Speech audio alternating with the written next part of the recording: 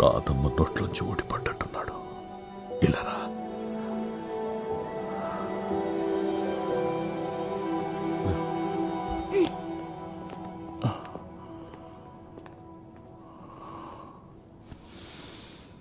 నేను డాక్టర్ శాలిని.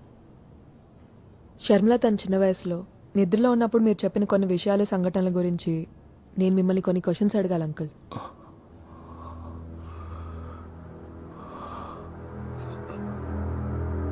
ఏంటవి? అంకుల్, నేను చెప్పేది జాగ్రత్తగా వినండి. ఇది చాలా సీరియస్ ఇష్యూ. షర్మిల తన చిన్న వయసు అప్పుడు విన్న విషయాలన్నీ తన సబ్ కాన్షియస్ మైండ్లో ఎక్కడో డీప్గా ఉండిపోయాయి. అవి 30 సంవత్సరాల ముందు జరిగిన కొన్ని మర్డర్స్ గురించి. షర్మిల నిద్రలో అవన్నీ కథల్లా చెప్తే షర్మిల కొడుకు వాటిని పుస్తకాల్లో రాస్తున్నాడు. మీరు చేసిన హత్యల ఇన్ఫర్మేషన్ మొత్తం మా దగ్గర ఉంది.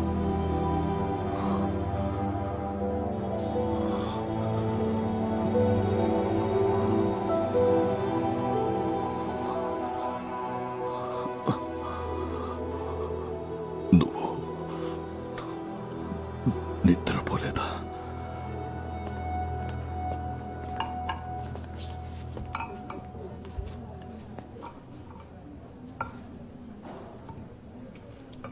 ఆ ముసలి తాత ఎవరు?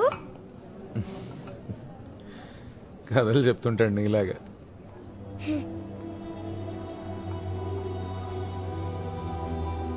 నేను వ్యక్తిగతంగా ఏం చేయలేదు. పార్టీలో శత్రువుల్ని నేరేశాం. అది డైరెక్ట్గా కాదు, కోఆపరేషన్ మాత్రమే. స్థలం, సందర్భం, అవసరమైన వాళ్ళని చూసేవాడిని.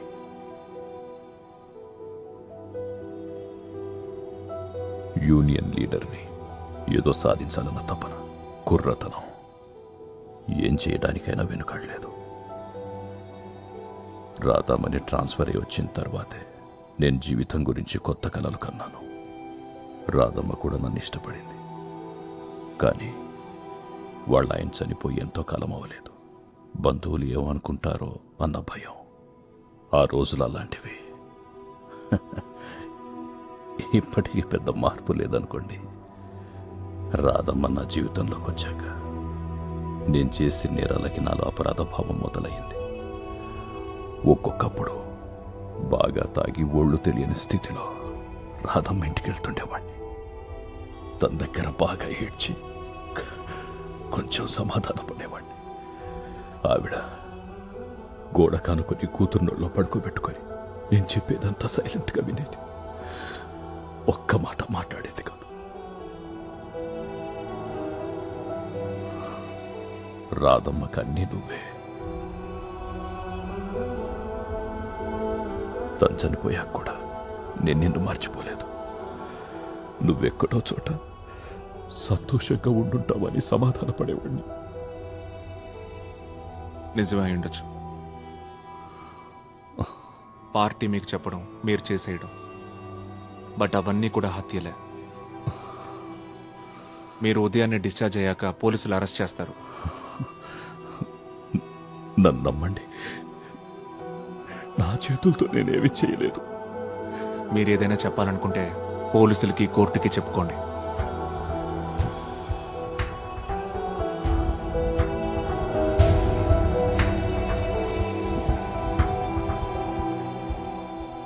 నా బ్యాగ్ పట్టుకోండి అంకల్. అంత బరువు ఉందా బ్యాగ్? పోయండి తెలుస్తుంది. అసలు నువ్వు ఏమన్నా చదువుతున్నావా లేకపోతే యాంగ్రీ బర్డ్స్ ఆడుకుంటున్నావా? ఆ పిచ్చి గేమ్ నేను ఆడను. యాంగ్రీ బర్డ్స్ లో నేను టాప్ స్కోర్ అని తెలుసా? మీకు అంత సీన్ లేదులే. నాకొక వీడియో కాన్ఫరెన్స్ ఉంది. అయితే నితిన్ నేను తీసుకెళ్ళినా, కాసేపు డ్రాప్ చేస్తాను.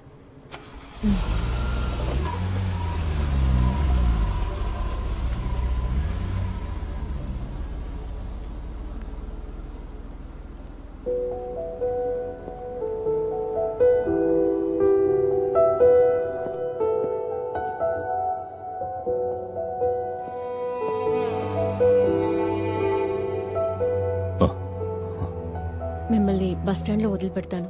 ఇంకా ఎక్కువసేపు ఇక్కడ ఉండొద్దు. మరి పోలీసులు? ఇప్పటికి ఇంకా వాళ్ళకి తెలియదు. వాళ్ళు వచ్చేలోపు ఇక్కడి నుంచి వెళ్ళిపోండి.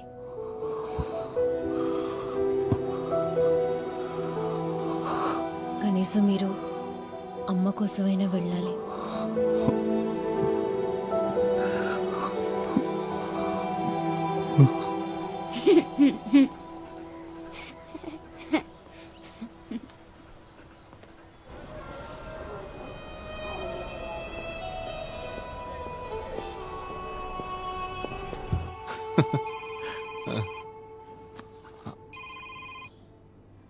హలో, వద్దు. ఒట్టి చేతులతో ఇక్కడికి వచ్చారు కదా, పర్లేదు ఉంచండి. Sure, I will update. ఆయన హాస్పిటల్ నుంచి వెళ్ళిపోయాడు. సెలైన్ మార్చడానికి వెళ్ళేసరికి అక్కడ లేడంట. వదిలేరా, ఈ వయసులో ఆయన పోలీసులు పట్టించడం అవసరం ఉంటావా? అయినా అవన్నీ నువ్వెలా ప్రూవ్ చేయగలవు? రే, ఆయనతో ఇవన్నీ చేయించిన పెద్ద మనుషులు ఇప్పుడు ఏ పొజిషన్లో ఉండుంటారో ఊహించుకో. ఈ మ్యాటర్ వాళ్ళ దాకా వెళ్ళిందనుకో, ఆయన్ని వదలరు, నిన్ను వదలరు, నన్ను వదలరు. రేపో మాపో పోయే ముసలాడు గురించి ఎందుకురా మనకి ఇదంతా? చూడాలి ఏ ఆడుకుందామా?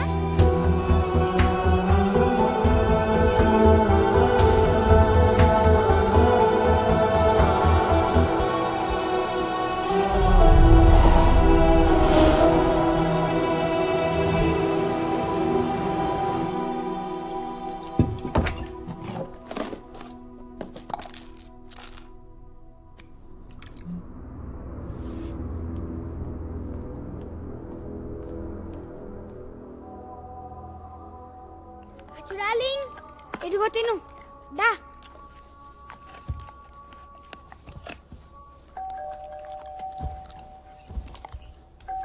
లేవు ఆ? ఆ హాస్పిటల్లో ఇందాక ముసలైన రాధమ్మ అని చెప్పాడు కదా, అది ఎవరు? అమ్మమ్మ అవుతుంది నీకు ఆవిడ.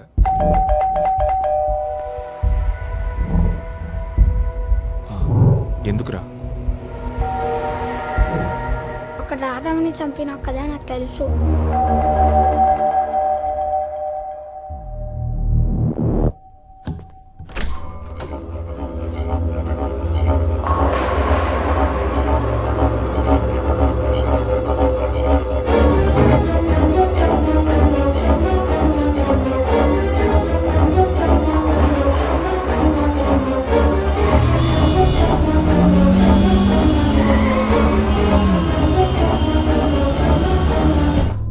ఇక హత్య రాజకీయాలను వదిలేసి వచ్చేయమని రాధమ్మ నన్ను ఒత్తిడి చేసింది.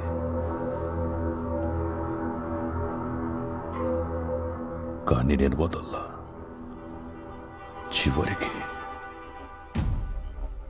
తను నాకు దూరం అవుతుందేమో, నా రహస్యాలు బయట పెడుతుందేమో అనే భయంతో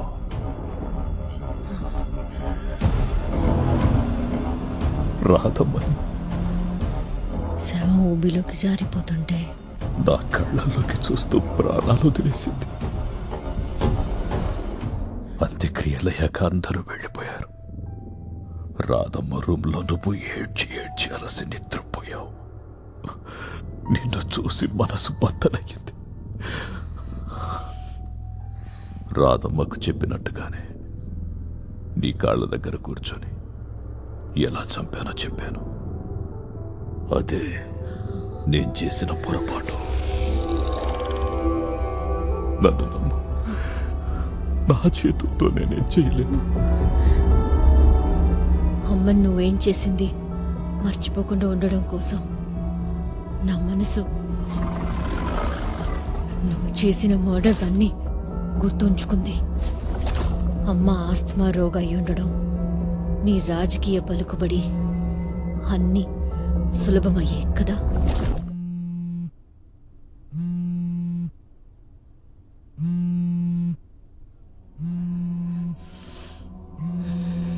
నిద్రపోలేదా నువ్వు?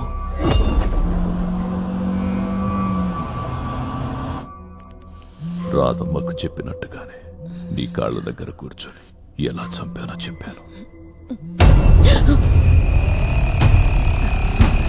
నీ కొడుక్కి కూడా ఈ కథలన్నీ తెలుసని ఆ డాక్టర్ చెప్పిందిగా.